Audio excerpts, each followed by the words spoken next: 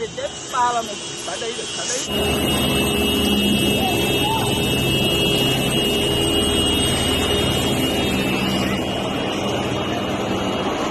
E ó, as câmeras aqui em cima, ó, para fazer a imagem, os bombeiros tentando apagar lá, ó.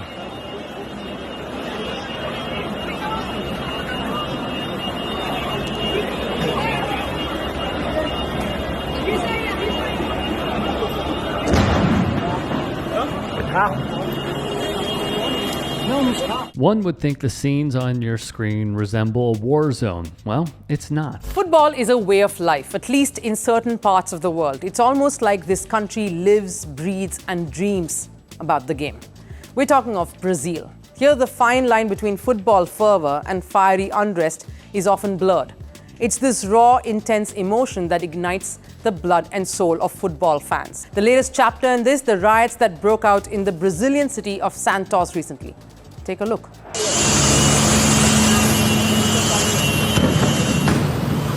It's true. This was not violence from opposing countries or governments. It was hooliganism in professional sports. They were shocking scenes stemming from an unprecedented result. Fans quite literally have never seen this before. Santos FC, a club represented by the likes of Brazilian greats Pelé and Neymar, have been relegated for the first time ever. It is a rich history, one that stems 111 years. They dropped out of Brazil's first division after a 2-1 home defeat in the final match of the season. The franchise won 12 state titles, 6 league titles, 2 Copa Libertadores during their golden era of the 50s and 60s. When fans saw the fate of their club, they attempted to storm the pitch.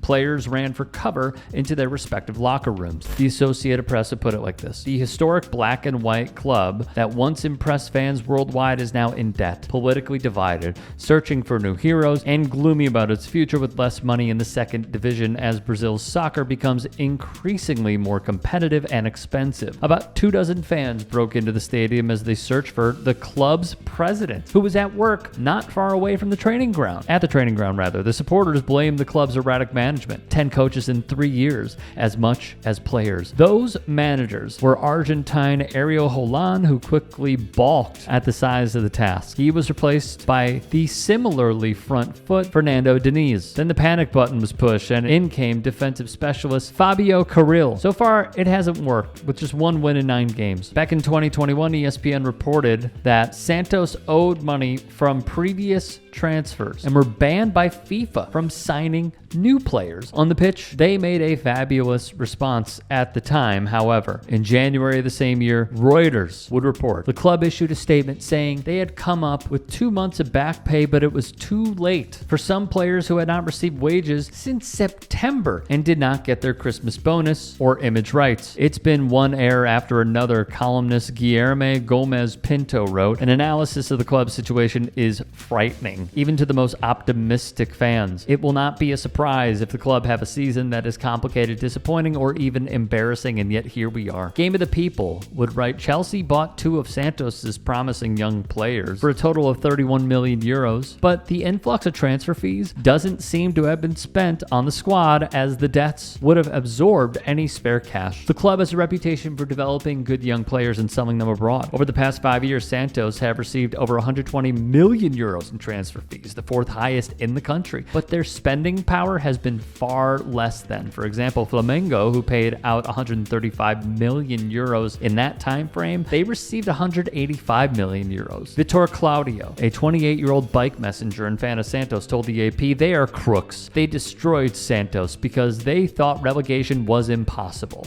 If we had used that money to buy 2 good midfielders, just that, we would be more competitive than the teams we fought relegation against.